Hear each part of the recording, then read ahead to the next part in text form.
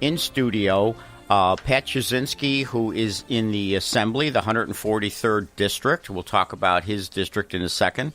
We have Gary Dickson, currently the supervisor in the town of West Seneca, that's running for the Assembly for the 142nd District. And on the phone, we have SARITHA KOMATIREDDY, who is running for Attorney General. And this woman is amazing. So I've been able to meet her a few different times. I'll give you a little bit of background about her. Her parents were doctors who immigrated to the United States from India. She is educated. She's got her BA from Harvard University, cum laude. Above that, she got a degree, her law degree, magna cum laude from Harvard University. She's an extremely smart woman. She's extremely articulate, and she has a background, a prosecutorial background, that she can go toe-to-toe with Letitia James, and it's going to be an extremely interesting race. This woman is going to win this race. We need to make that change.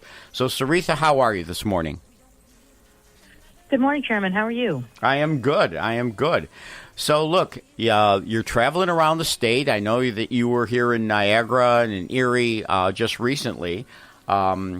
So tell me, how is the journey so far? How is the reception from people? You know, the reception has been great. What I've seen around the state is that people are concerned with exactly the same things that I'm concerned about. Crime, homelessness, fraud. These are the things that have gotten out of control. We need to tackle crime, homelessness, and fraud. And if we do that, all of our lives are going to be better. New York is going to be safer and less expensive. So, look, we have an attorney general who's been so political. I mean, she went after, obviously, Trump. She just has, and she made that a campaign slogan that she was going after Trump. She's just done so many things wrong. The correction officers, how she's handled the correction officers is extremely terrible in terms of what they did to those correction officers.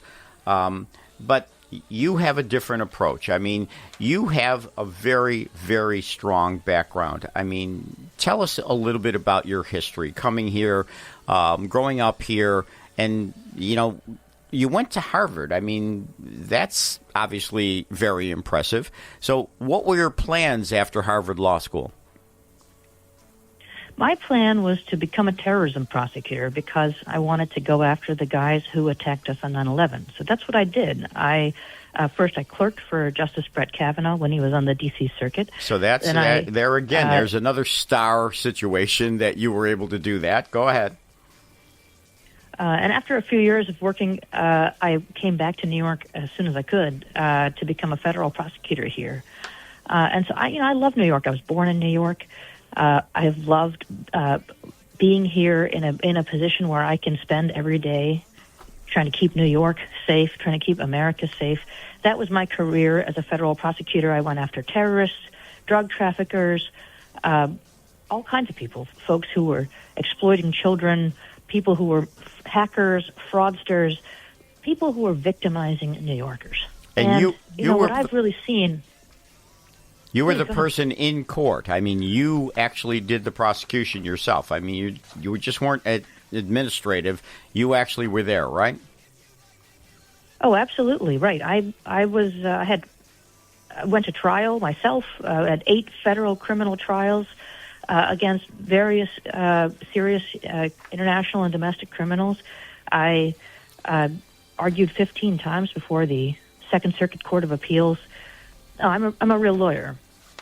And you were nominated to actually become a judge by Trump. I was. So, look, you've got excellent qualifications.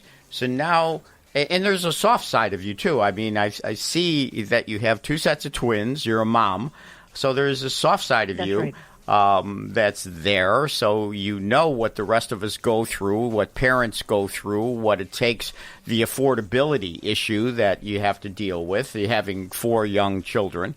So you're the whole package as far as I'm concerned. But let's go into some of the things that you want to make sure get accomplished that we don't have with Letitia James.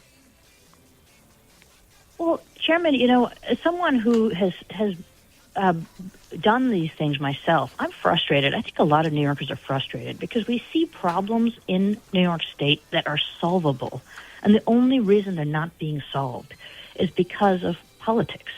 And if you had an attorney general who actually cared about making New Yorkers' lives better instead of a partisan agenda, we could solve these problems. We see it every day. We see innocent New Yorkers suffering every day because of partisan politics.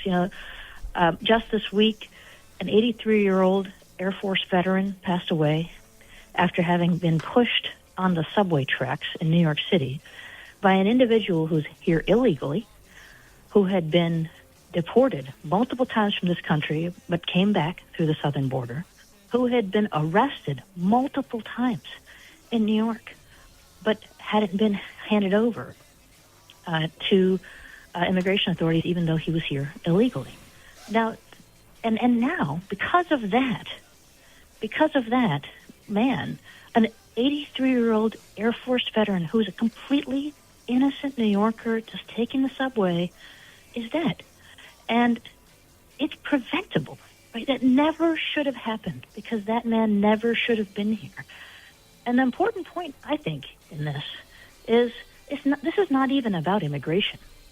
This is about crime. This is about making sure when you have a documented violent criminal here in New York, you got to make sure that person is not on our streets and not in our communities. If you're serious about bringing down crime, you use every tool you have to go after criminals. If that person is here illegally, one of those tools is deportation. But because of Letitia James, we have a policy in place where the local police can't call immigration authorities and say, hey, we have a violent criminal, we don't want him in our community. Because of her, that Air Force veteran is dead. It is a dereliction of duty. It is totally preventable. And because of these partisan politics, us New Yorkers are being put at risk. And that's only one example. Unfortunately, we know that story over and over again to different degrees because of the illegal immigration that New York not only puts up with, but encourages, welcomes, spends a fortune on housing and other items for these people. It is incredible. Certainly, I expect that you would take a substantially different approach. I will do what it takes to bring down crime, to bring down homelessness, to bring down fraud, because that's what our duty is, right? That's the duty of the Attorney General, to keep New Yorkers safe. And right now in New York, those are the problems we're facing. Those are the problems we should be focused on. Instead, you look at Letitia James, she's just worried about whatever is the latest checklist on the far left ideological agenda. She doesn't pay attention to what New Yorkers actually need. So now we have in New York City Mondami, and that's going to be another influence that you're going to have to deal with as Attorney General. I'll tell you, Chairman, that's true. And the important thing, in my view, is to treat everyone fairly, even-handedly. One of the things that I think was really, really wrong about how Letitia James does her job is that she's political in everything that she does. She treats people she considers her friends and allies one way, and she treats people she considers her enemies another way. And I just think that's wrong. As a chief law enforcement officer of the state, you have to be fair. You have to keep every New Yorker safe, regardless of their race, their religion, or their politics. And, I have a record of working with people of all political stripes to do that. I think that's what people should expect in their Attorney General. If we want to return law and order to New York, it has to be less of a political job, more of a law enforcement job. That's what that job is. And I'm happy to work with anyone to make New York safer. I'm also happy to speak out in opposition to policies that I think are wrong, and I've done so. Obviously, I'm concerned about, currently Mamdani has plans in place to cut police pay. He's cutting overtime. He's cutting the numbers of police. He's cutting an academy class, cutting 5,000 new officers. It's a real problem, and he doesn't support them when they're attacked. He doesn't have their back, and all of that leads to a real problem in policing here in New York City. Those kinds of policies are Letitia James's policies throughout New York State. If you talk to any law enforcement officer, they'll tell you she spends more time targeting cops than criminals. I know, obviously you know, that the corrections officers feel that way. Yes. That's a problem. Yes. Because it undermines our safety. We know in New York, we know how to enforce the law humanely. We know how to do it ethically and lawfully. And I think but part of that is supporting our law enforcement officers, giving them the pay that they need, and making sure there's enough of them so that they can do their job safely. When I look at your situation, your background, so your parents immigrated here. So you're certainly not against immigration, and you certainly understand what this country has to offer and why people would want to come here. But your parents came here legally.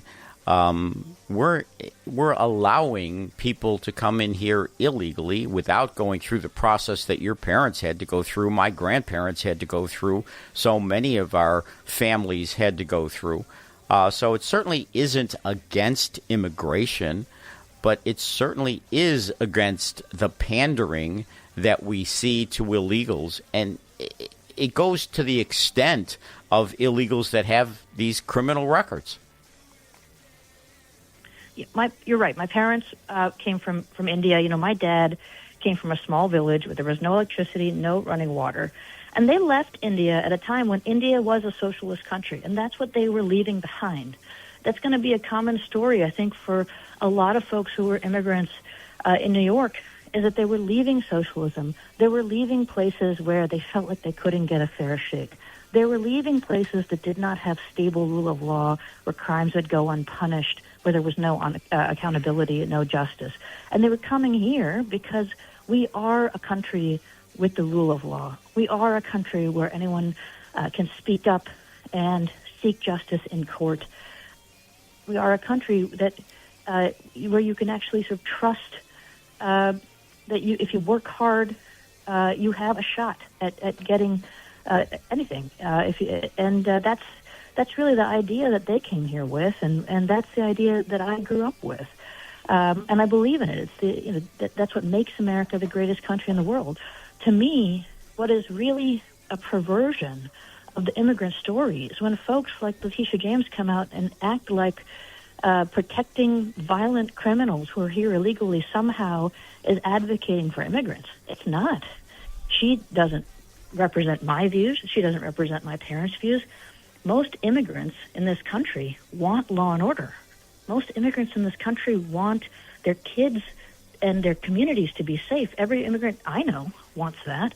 And trying to shield violent criminals just because they're here illegally, it doesn't make any sense. It doesn't make any of us, including those of us who are from immigrant families, safer. Well, I think that's another benefit to having you run this race, is that New York City, which has a lot of first and second generation immigrants, can feel safe with you because of your history, your background, how you got here. I think those immigrants who come here illegally certainly are not in favor of the ones who got here illegally. I think your law enforcement background, your support for police is extremely important. Extremely important. The law and order aspect that you have with you is something that every citizen I know, wants strong law enforcement. Certainly doesn't want to defund the police. We were always taught to respect police officers. Every police officer I ever met was respectful in return. Yeah, I think that's right. And I think this is a community value, right? I mean, we all grow up with this respect for the law, respect for the rule of law. Every lawyer I know, whether they're practicing in trust and estates or they're practicing in property law or they're doing constitutional law or criminal law. Even, I met this weekend, earlier this week, I was in Niagara County. I was speaking with public defenders. Folks who practice all kinds of law believe in our system of laws and have respect for that and respect for the process and respect for the fact that you should get a fair shake regardless of your politics. And this is the problem. You know, that's how real lawyers behave. That's how real professionals behave. Letitia James is not a real lawyer. She's a politician. That's exactly right. And she's corrupted that whole system. It's not what our chief legal officer should be. And it has to change. Look, SARITHA, I appreciate you being on today. I know you've got a busy schedule. We're going to have you on a number of times before the election, and when you're here, we're going to do everything we can to support your campaign. So thank you very much for being here today.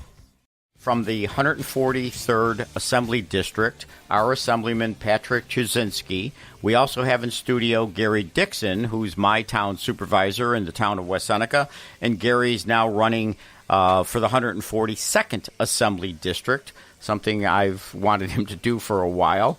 But let me tell you about these two individuals, because now again we have law enforcement background.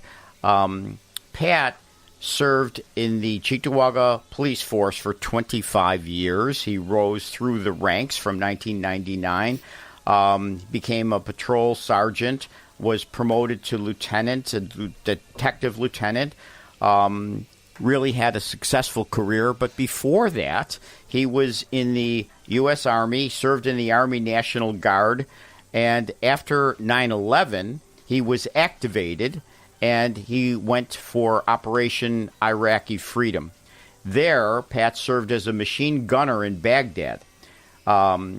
Because of his service, he was recognized with 2 Army Commendation Medals, the Combat Valor Device, a National Defense Service Medal, a Global War on Terrorism Medal, an Armed Forces Reserve Medal, and a Combat Service Badge. I mean, this is a stellar individual who served his community.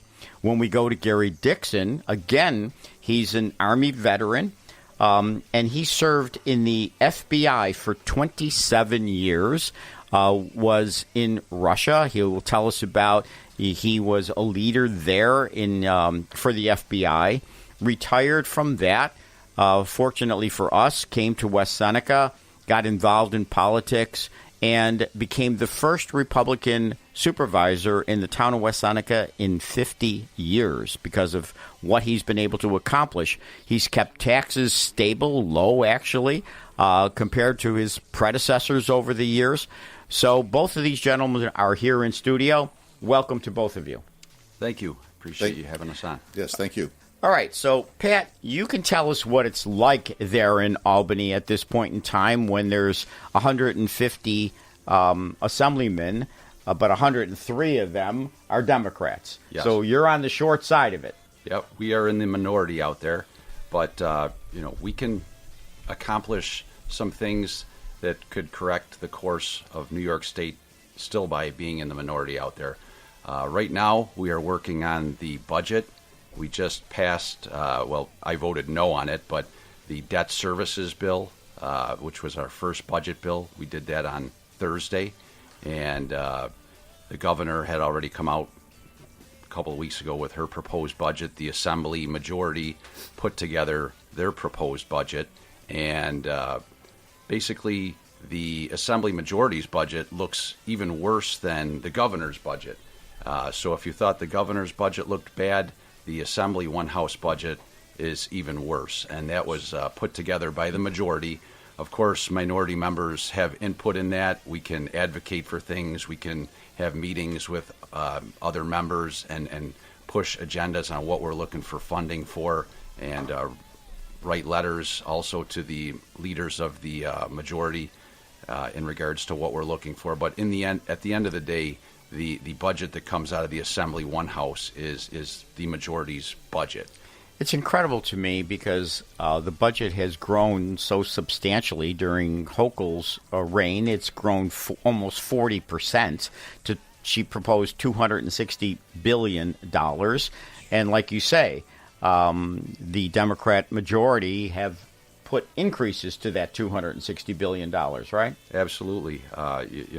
Just to go over some of the details on the budget, you hear this buzzword going around on both sides about affordability. Yeah, and we that all seems to be the word. It's not the action. exactly. So that's where you take a look at the budget and you hear this buzzword affordability being spread around by the majority and the governor, but then you look at the actual details of the budget and it doesn't address affordability for New Yorkers. I mean, we are ranking at the bottom of the country in just about every area you don't want to be in. We're ranking highest in out-migration. We're losing more population than any other state, us in California. We're paying the most in taxes per capita, per person, us in California. We're paying the highest rates for auto insurance out of any other state. We're paying the highest rates for electricity and energy out of just about every other state. And you got to take a close look at why this is happening, and the reason is we have poor policy decisions being made in Albany by the party that's been in control for the past so many years. And so Kathy Hochul, I've known her for a long time, 30 years. She's a great retail politician. She can walk into any diner and go up to everybody and have a little bit of patter. But there's no depth to that woman. She's all politics. And so it just amazes me that after what they've done, after her budget increase of almost 40% in those short years, that she can talk about affordability. She can come here and actually talk like she's in favor of affordability when it's because of her party, that we are ranked the worst out of 50 states in almost every category that means something to working families, to taxpayers, to business owners. We're the worst. And yet she can go out there with a smile on her face and talk about affordability.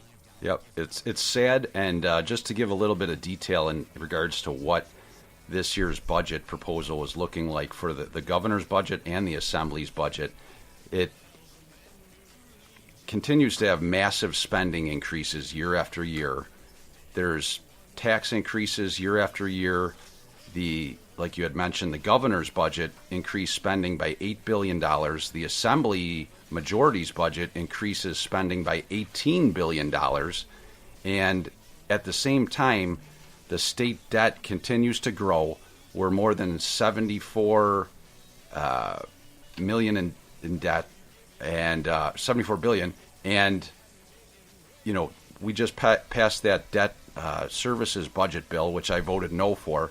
And to give you some perspective, that would be the equivalent of, in your family household, having your credit card maxed out at $10,000, and you're making the bare minimum payment on it, and then one of your family members is going out and incurring double that debt in that same amount of time. So if you looked at that and compared that to like a family type budget, this is the problem we're in. It's only going to perpetually get worse and worse until we can rein in some of this spending, tighten the belt, look at programs that are not needed, and cut a lot of the wasteful spending. I mean, most of these problems we're seeing in New York are self-inflicted.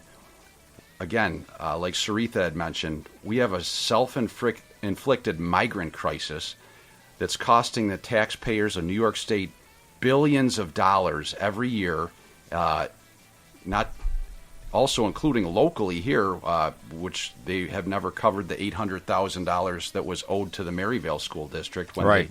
they imported illegal migrants from New York City. You look at our correctional system, that's costing $50 billion a month, or about $500 million annually, and it's just a disaster. I met with correction officers just 2 days ago, and the budget doesn't address the problems that are happening. Our own HALT commission that was formed by the Assembly, the governor, and had appointed officials on there from the majority, came out with recommendations on how to make the prisons safer and more a better place for our workers to work, and they haven't adopted any of the recommendations. So the wasteful spending continues there by paying the National Guard to remain in our prisons. And this is all money that we could be using in New York State to address the real problems that we're having. And it's sad. So, as you know, I've represented over 300 correction officers. What was done to those correction officers is intolerable. And is certainly, it's a very, very difficult job, but it appears that New York State government, our New York State governmental officials, are more concerned about the inmates than they certainly are concerned about the correction officers. And she fired 2,000 correction officers. She took away their medical insurance. She doubled down and said they can't work on any other government jobs, any other state government jobs, even though they're extremely well trained.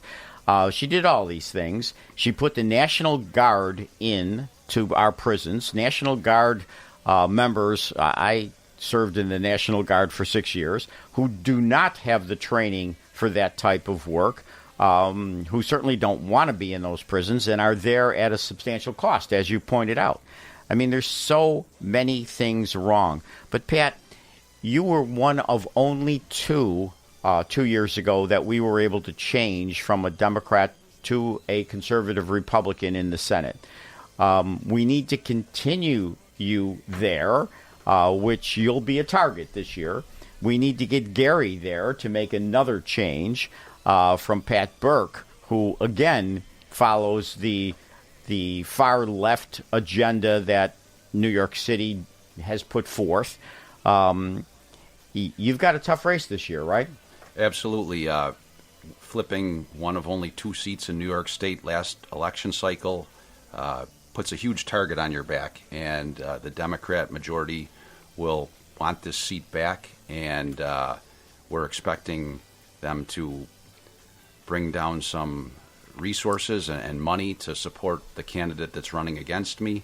And, our only chance at correcting the course for New York State and leaving a better New York State for our kids and our grandkids is to start balancing the Assembly and Senate with members on the Republican conservative side so that we can balance this, because we see what's happening with the majority control over both houses and the governorship, that it's just not working for New Yorkers. Like we covered at the beginning, it's costing us more on just about every front. Our children and grandchildren are leaving New York State in record numbers because there's better opportunities for them in other states. There's lower taxes, lower costs for housing. We're getting beat on so many of these issues, and it's because of our own policies that are being enacted by the majority.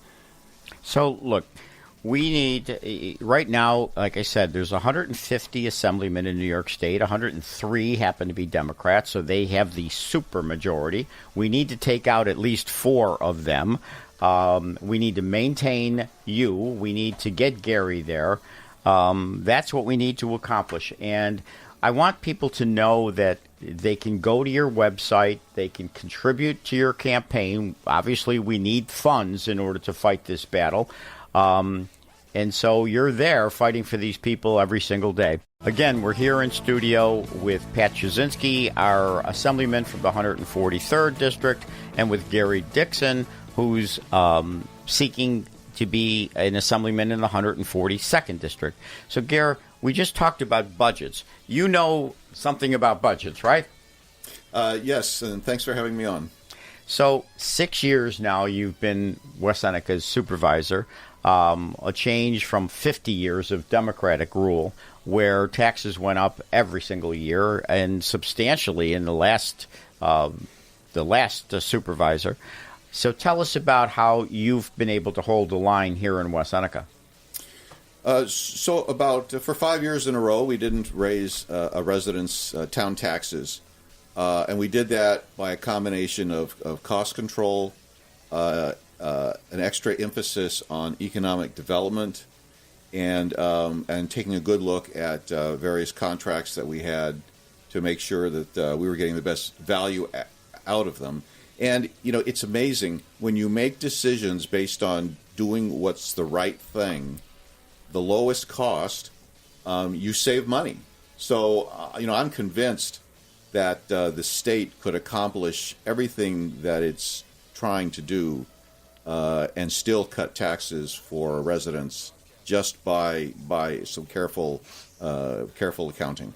And you've been able to prove that in Seneca. I mean, so you're going to be going to the Assembly with a background that really you've looked at a budget. You've had to make hard decisions for now 6 years in terms of a budget. So that's all certainly going to benefit you, but you're going to be up against the downstate Democrats. So along with Pat, you certainly have to be a voice for constituents, a voice for hardworking New Yorkers. What's your goal here in terms of going to the Assembly? Well, I'm going to win the race. That'll be the first goal. Yep. I expect you will. And then after that, it's representing the values of Western New York.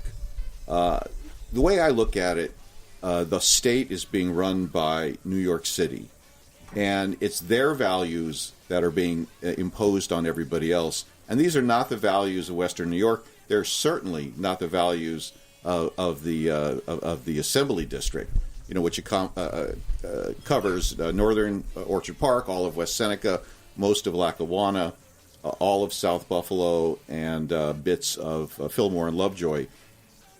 This is while the registration may be Democratic in many cases, these are conservative Democrats. These are firemen, policemen, teachers, nurses. These are people who work every day and who have to sometimes bear the brunt of the policies that are imposed on us by New York City, and which unfortunately they do not have a member in the Assembly who is actually representing our values.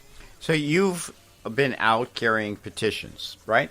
That's correct. So you yourself have gone door to door, met with these people, and talked to these people, even in areas that are mainly Democratic, right? That's right. I mean, I was, after doing my petitions for West Seneca, I was in the Old First Ward, which is actually where my wife's family is from. And then I've been, in the last week or so, in South Buffalo. And as you say, people are desperate for some reasonable leadership and reasonable budgeting. And, when I look at what's going on in Albany, I don't, and in fact, in most places that are run by Democrats nowadays, I don't see any concept of limits. It's just more. I mean, as Pat said, the governor's budget was started out at $6 billion higher than last year at $260, and the Assembly raised it to $272, another $12 billion. And if you average that out for every man, woman, and child in New York State, that's an additional $600 per every single person that they want to spend. And these are expenditures that are simply unsustainable, and they're contributing not only to our tax burden, but to other areas such as electricity. So when asked what the characteristics are most important to you, you answered honesty, integrity, and humility. That's a very interesting answer for a politician. I mean, it's so down to earth. It's so much what people really want out of a politician, but very rarely get. That was your answer: honesty, integrity, and humility. And that's what our politicians should be. They need to be honest with their constituents about what the issues are. They need to have integrity to do the right things. They represent us. This is a representative democracy, and you're supposed to be there representing each and every one of your constituents, each and every one of the people who work to sustain this country. And humility. You do it with humility. You understand who you are, that you're a representative of the constituents that you represent. When I read that, I'm very proud to be able to help you and support you, and certainly I do. But we don't see that much in Albany these days. What we see is just words. again, it amazes me that Kathy Hochul can go around this state and talk about affordability or safety, the two main issues this year, when she's the cause of both of those not being what we have. We don't have affordability and we don't have safety. Right, Pat? I mean, where do we have either of those two? Where did she provide either of those two? Absolutely. I think you hit the nail on the head with, people like myself and Gary Dickson. We're not politicians. We got involved in this basically because you see what's happening in our state and what's happening in our communities and how the policies in Albany are affecting our residents and our communities. And it's leading us in the wrong direction. And, like myself and him, we've gotten involved because we've worked careers prior to this, and I will never consider myself a politician. I'm here to represent the people. I'm here to do what's right by them. And I grew up in Cheektowaga. I've lived in this community my entire life, and I want to leave it a better place than what it was before for my children and their children. And at this current rate and what we're seeing with these poor policies, that's not the direction New York State's going. So I'm in it to fight for reasonableness, common sense policies that prioritize the residents, the taxpayers, the legal citizens here. And I think, Gary's pretty much on the same page as to why he's running. Again, when you talk about public safety, out there I see the floor debates every day. Many of these folks on the other side of the aisle, they actually prioritize the criminals and the offenders over the victims and the victim family members and your law-abiding citizens. And it's a sad direction, but until we can take back and level that playing field and take back some of these seats and balance this in New York State, we'll keep fighting back. We'll keep pushing for common sense. But it's an uphill battle in New York State, but we're prepared to go out there and continue the fight because we care about our communities and we want to see them a safer, more affordable place for all of us to live in. When I look at both of your backgrounds, the Operation Iraqi Freedom that you served in and that you were a machine gunner, protecting people, giving to our country what, so many of us need is someone who's willing to fight for us, someone who's willing to make sure we're safe at home. And Gary, 27 years in the FBI, including going to Russia. Tell us what you did in the FBI. So, I started at the field office in Newark, New Jersey. I worked there for 11 years doing a wide variety of investigations from counterintelligence to organized crime to gangs and drugs. And then I went to the FBI liaison office in Moscow in 1998 to 2003. I eventually led that office. And those offices work with the local law enforcement on cases of mutual interest. Then I was back at headquarters in Counterterrorism Division, then back overseas in Romania working cybercrime, and then finally back at headquarters again in various management roles. But so the FBI has these offices in many embassies throughout the world. But I just want to mention, it's not a coincidence that Pat CHLUDZINSKI and I are from law enforcement and we both have been in the military. Because when you're in law enforcement, you work cases. You have a crime, there's a case, you want to solve it. When you're in the military, you have a mission, you want to execute your mission. So when I became supervisor in West Seneca, my mission was to bring good government and fiscal responsibility to West Seneca, and I believe that mission has been accomplished, and that's the sort of attitude that I'm sure Pat brings to Albany and that I want to bring to Albany. That's exactly right. We need people like you. Pat has shown himself to be an exemplary assemblyman. I know that you've done that job for West Seneca, and I'm sure you will do that job. Now, but you're faced with campaigns and you're faced with numbers that are against you in terms of enrollment. So what the campaign is all about is a few different things. Obviously, you have to press the flesh. You have to go out and meet people. People need to know who you are, both of you. You need financial support. And you have in place, New York State put in place, this a system where if someone gives you $5, you actually get from the state $12 for each one of those $5. $12 for each dollar. That's what I said. So for $5, you get $60 from the state.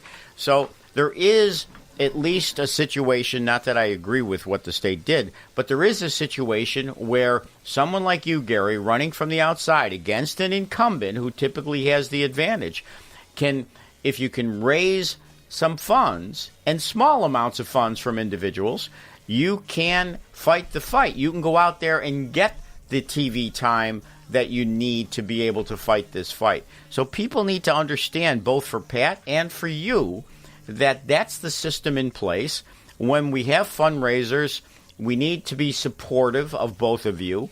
We need to go to your website. So tell us, Pat, what's your website that people can go to? CHLUDZINSKI4Assembly.com. And I also have a Facebook social media page, which would, if you just look for Assemblyman Pat CHLUDZINSKI, on there would be the link to the web page. There's also links to anyone that would be so kind and gracious as to help support our campaign, because it's certainly needed. Sadly, that's what makes campaigns successful, and the downstate majority will be fully funding any opponent that we have. So we need support, and that's what makes it happen for us to be able to continue to be the voice of common sense in Albany and fight back some of these very progressive, radical agendas that we're seeing that are continuously coming out of the state capitol. So, for everybody's benefit, CHLUDZINSKI is CHLUDZINSKI. I know that might be easier in Cheektowaga, but for some of us it's a little bit more difficult. But that's how you find him. It's Assemblyman Patrick CHLUDZINSKI, CHLUDZINSKI. And Gary, even your name, Gary Dickson, people misspell the Dickson, right? Yeah, they might spell it like Lynn Dixon spells her name, right, or they'll say Dickerson or something like that. But that's okay. It's DICKSON, Dickson for Assembly. We're still polishing up the website, but it is active. But I'm on my Facebook page, Gary Dickson for Assembly, every day. I just posted something. I'm going to be doing a couple of posts about the situation in Buffalo, since now that I'm going to be representing South Buffalo and parts of Fillmore and Lovejoy. I feel it's my responsibility to help Buffalo be successful. But if they're not being upfront with the public about about the financial choices that have been made, I think it's my responsibility to call it out.